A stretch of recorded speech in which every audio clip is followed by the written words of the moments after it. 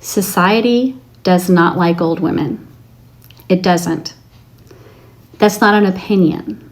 It's an observable fact. We're criticized if we age naturally. We're criticized if we don't.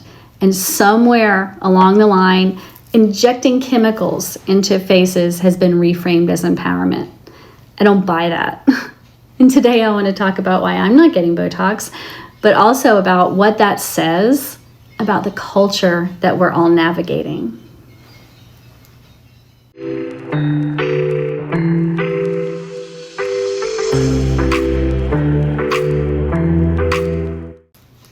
Before we go further, I want to ground this conversation.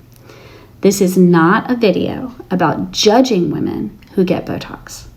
I respect those choices. Not all women want the same things, and they should not have to. This is about the environment that those choices exist inside of, and why, after really sitting with it, I've decided that I'll not be participating.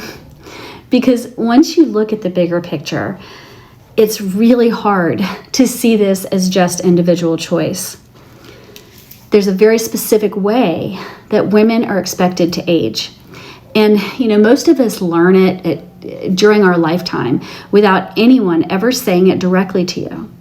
You're supposed to take care of yourself, but at the same time, you're not supposed to make too big of a deal out of it. And you're not meant, you're meant to look good, but not in a way that draws too much attention to the effort that it took to get there. And you're definitely not supposed to look like you're trying, too hard to avoid getting older, because then it exposes how uneasy people really are about aging, especially in women. What's considered natural in one stage of life quietly becomes letting yourself go in the next. Botox is almost always described as a personal choice, and technically, yes, no one is forcing anyone. But we also need to be honest about access. There are so many women who would get Botox or fillers if they could afford it. That's honest. Not because they're shallow, but because they understand exactly how aging is penalized. The thing stopping them isn't principle, it's cost. And that matters. Because when looking acceptable requires thousands of dollars a year, this stops being about beauty and starts being about class. It starts being about who gets to buy time and who doesn't. When cost is the deciding factor for so many women, it's hard to call this empowerment. And I'll say this briefly because as context, not the point. I did try Botox 17 years ago in my early 40s. And, what stands out to me now isn't regret. It's how little space there was during that time period to even question why I wanted it. It just felt like something that you were supposed to consider, to hide your true age and just to look younger for as long as possible, to keep up the facade. That experience didn't make me anti anything. It just made me more curious about the system around the decision. And that's what I want us to focus on right now. There's another layer here too that we don't talk nearly enough about. Botox is derived from botulinum toxin. That's the same toxin that causes botulism. And in controlled doses, it's considered safe. I am not arguing that otherwise. What I am saying is that we've normalized injecting substances into women's bodies over and over for mostly aesthetic reasons, with remarkably little cultural curiosity about any long-term consequences. And historically, this isn't new. Women were once encouraged to use arsenic and lead and radium to enhance their appearance. And those treatments were also marketed as safe until they weren't. And who was expected to take those risks? Women. Were men lining up for those beauty standards, those treatments? No. Yes, some men get Botox today, but aging does not cost men what it costs women. Just a fact. The social penalties are not the same. The urgency isn't the same. This really isn't even about wrinkles. It's about what changes when your face does. And the way people that the way they react to you, the assumptions that they make, the way that your presence starts to register differently. And it does.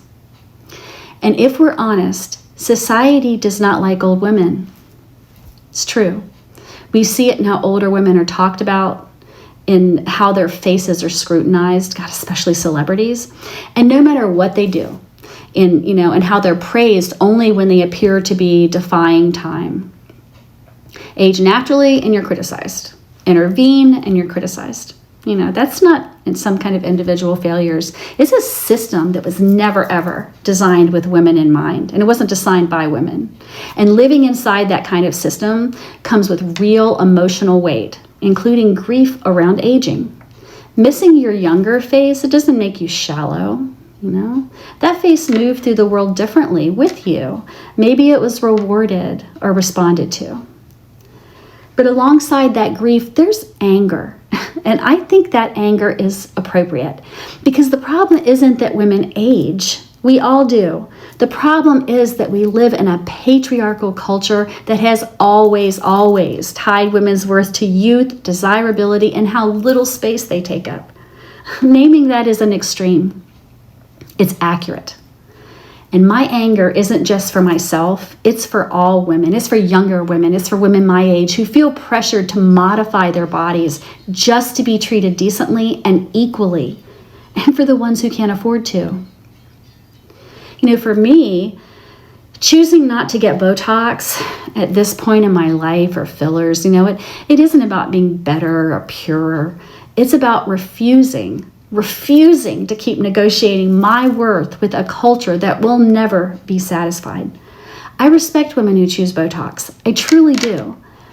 But I also refuse to pretend that that choice isn't shaped by the world around us, because it is.